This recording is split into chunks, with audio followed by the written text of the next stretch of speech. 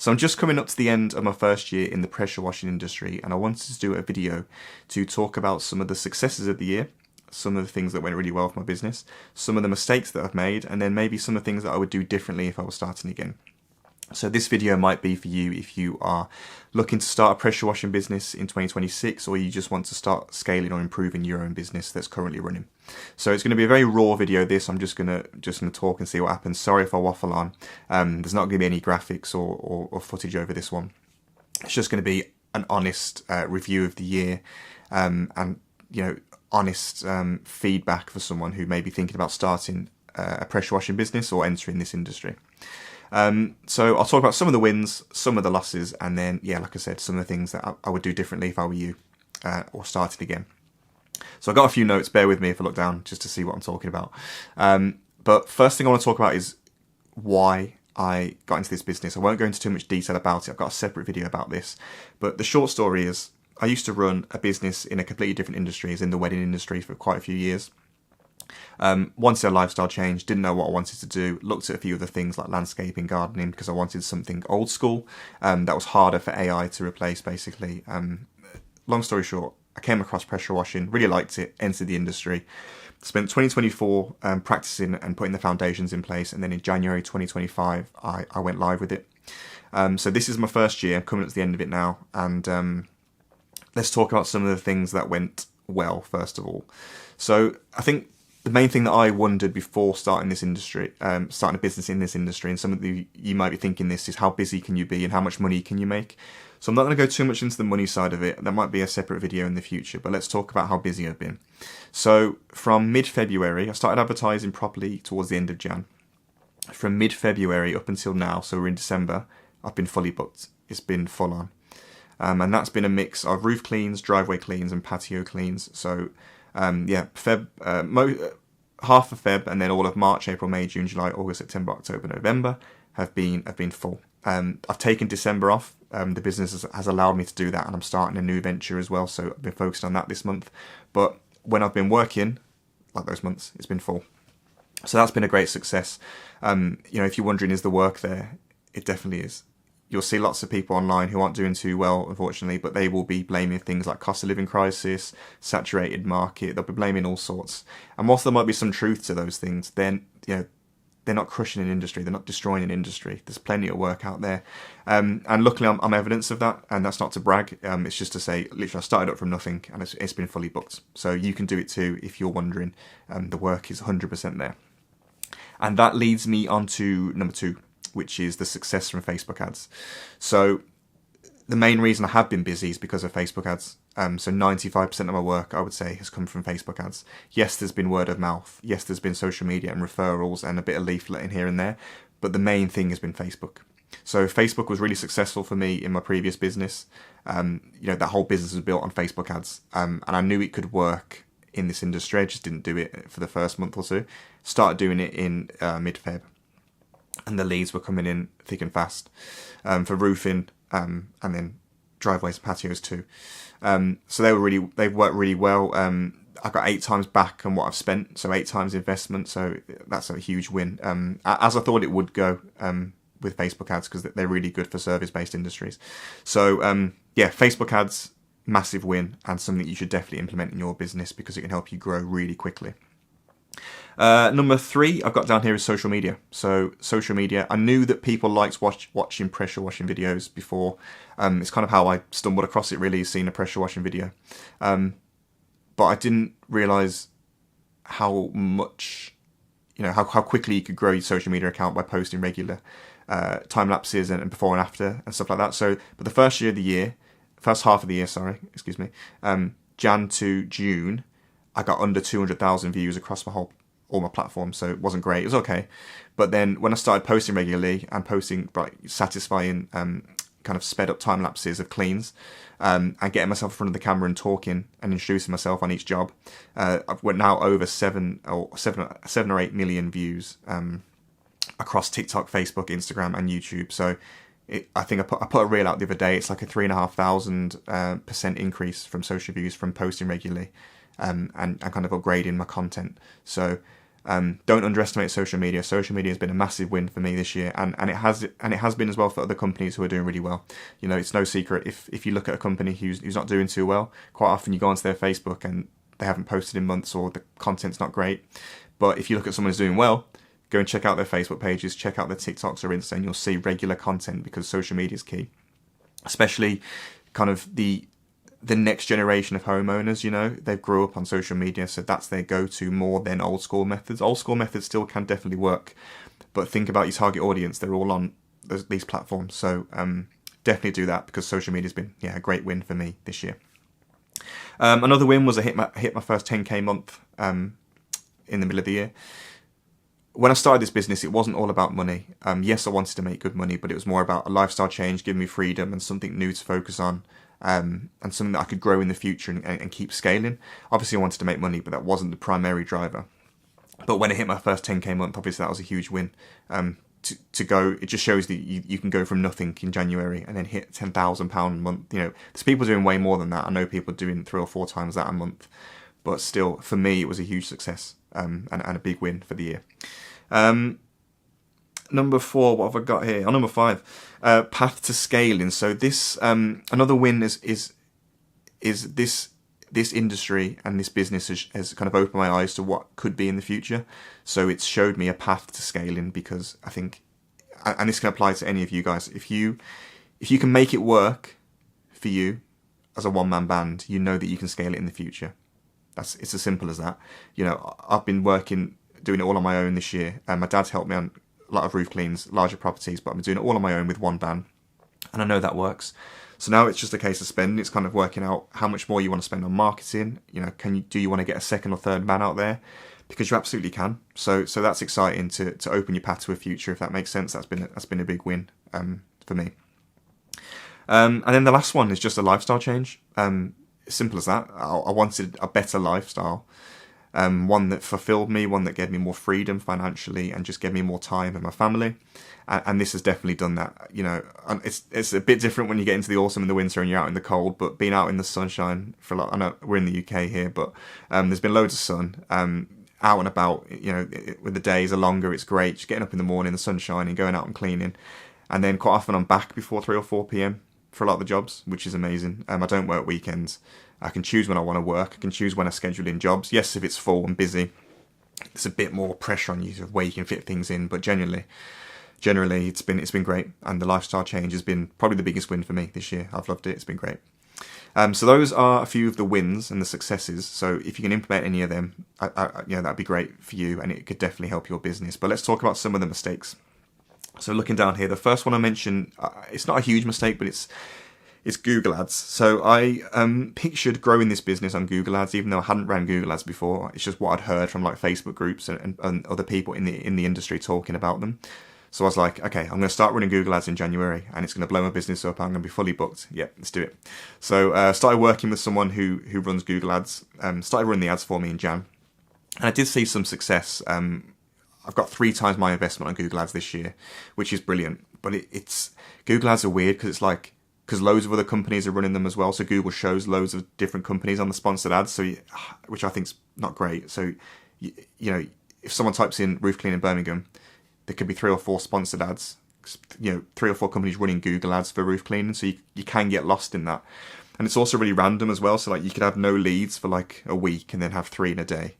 But it's really random and sporadic, so you can't predict it and you can't plan for it. So once Facebook ads started working for me, I was like, no, I'm just going to sack the Google ads off because there's no need for it.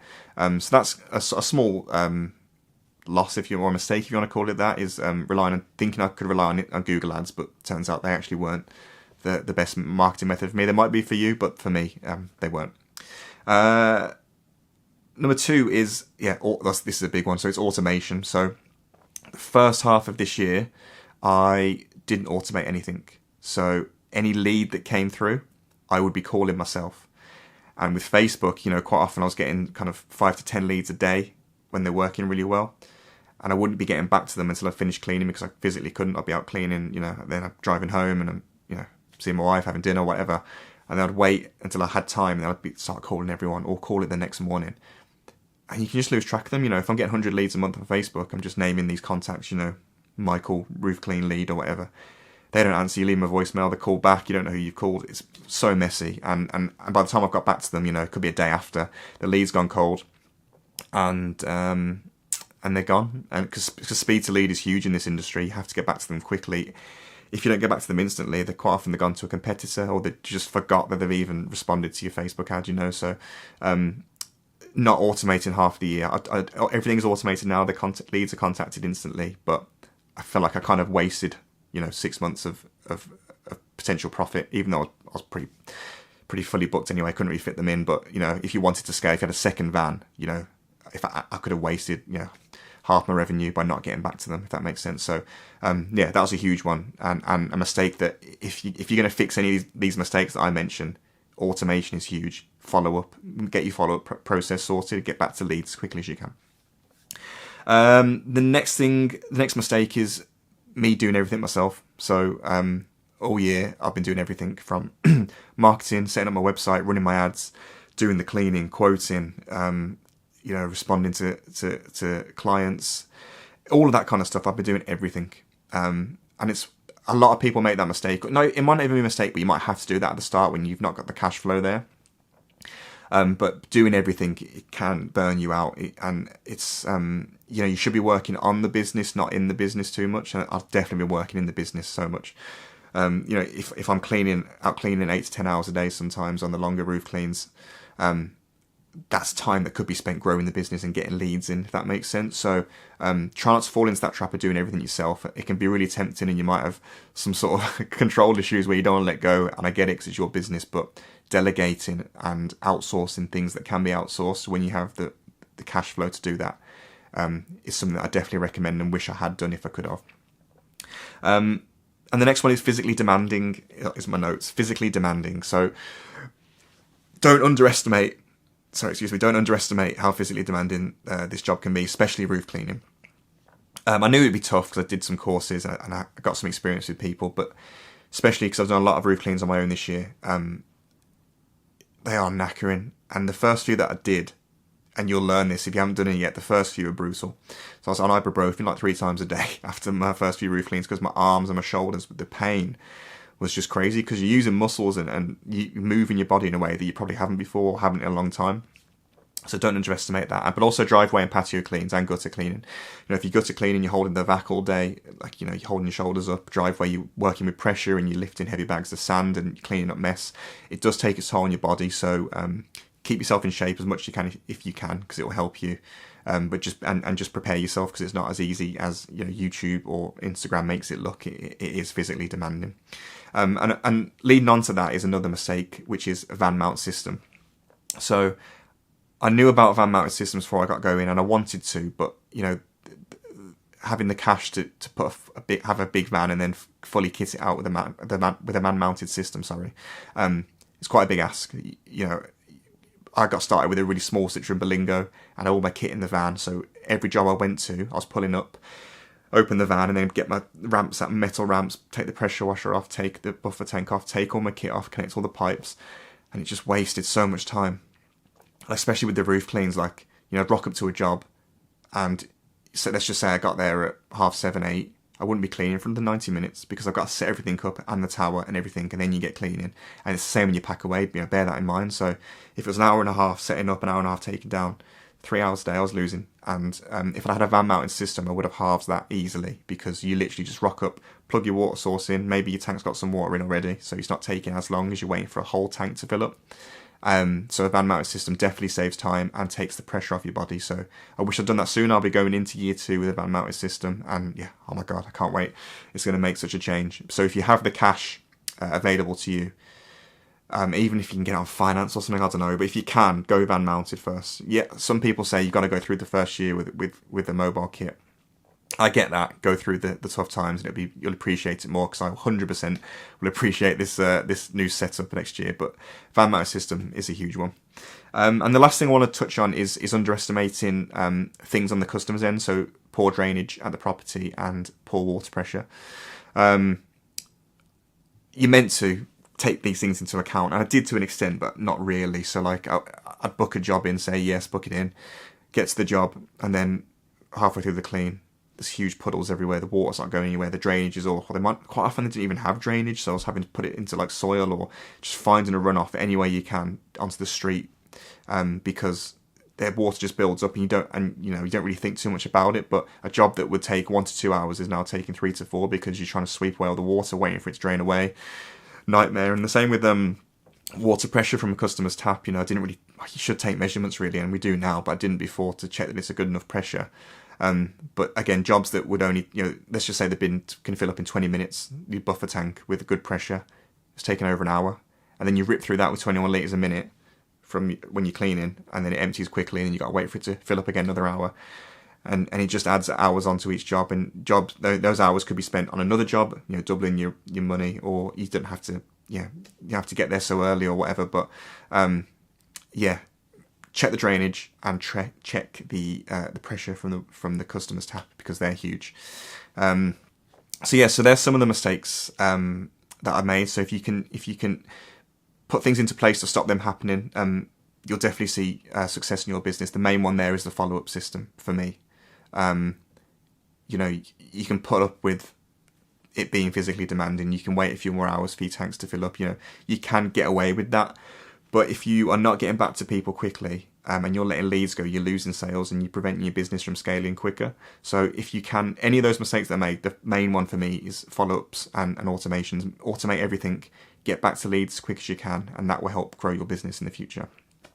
So they are some of the successes and some of the mistakes and things that I'd change if I could. They might interest you if you're thinking of starting up a pressure washing business in 2026, that you might find some of those things useful. It won't be the same for every business. This is just an honest account of my year and the things that's happened to me. But definitely take some of the wins, take some of the mistakes, and just do it. If you're thinking about starting, or you're thinking about growing your business that's already running, just do it. None of the successes are to brag. They're just to show you what can happen. If I literally had nothing in Jan, there's no income, no money from it. And then you hit a 10k month, and then you're looking to scale, double your size in year 2. It can definitely happen. You can definitely do it. Just don't underestimate yourself. Put the work in, market yourself, follow up, make sure you advertise, and just go for it. 100% just go for it. It's given me a great lifestyle so far. I'm loving every day when I go out working, and I'm looking forward to the future because I know what I can build, and you can do it too, and lots of other companies are doing it. So don't listen to there's no work out there. Don't listen to it's oversaturated. Don't listen to any of that stuff. Pay attention to it, of course, but it's not going to stop you scaling. If you want to scale and you want to build a business, you absolutely can. So I hope this business has helped you. Let me know in the comments if it has. And if I waffled, sorry about that. But I'll see you on the next one. Cheers.